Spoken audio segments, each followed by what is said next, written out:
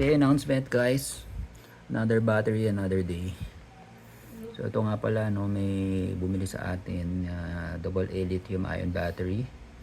4 pieces yan, no. Of course, Beston Energy na brand.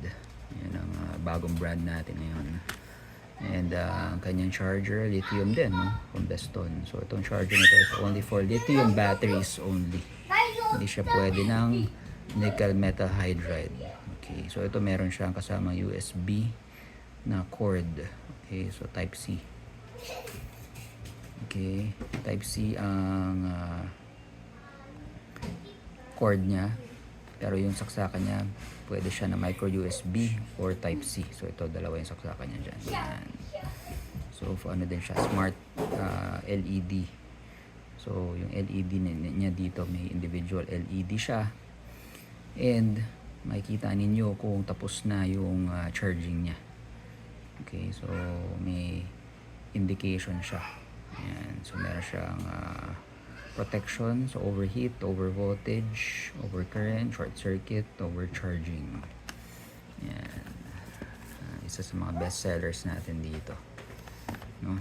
So lithium ion 3500 milliwatt hour. Okay, yan siya. So model niya 2AN92.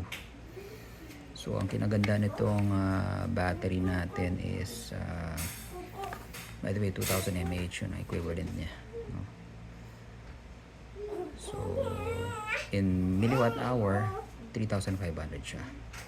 So ang kinaganda ng lithium, ito na kasi yung bago, no? Bagong double A rechargeable batteries, hindi na yung luma. Yung luma kasi nickel metal hydride, no?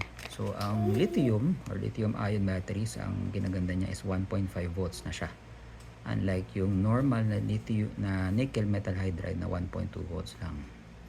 Okay, para siyang alkaline, no? So alkaline, di ba, yung mga alkaline batteries natin 1.5 volts na yan, eh. So yun ang kinaganda niya. Tsaka mas ano siya, long lasting. Ito na yung bagong standard ngayon. So mga AA, AAA batteries, yan, lithium ion na.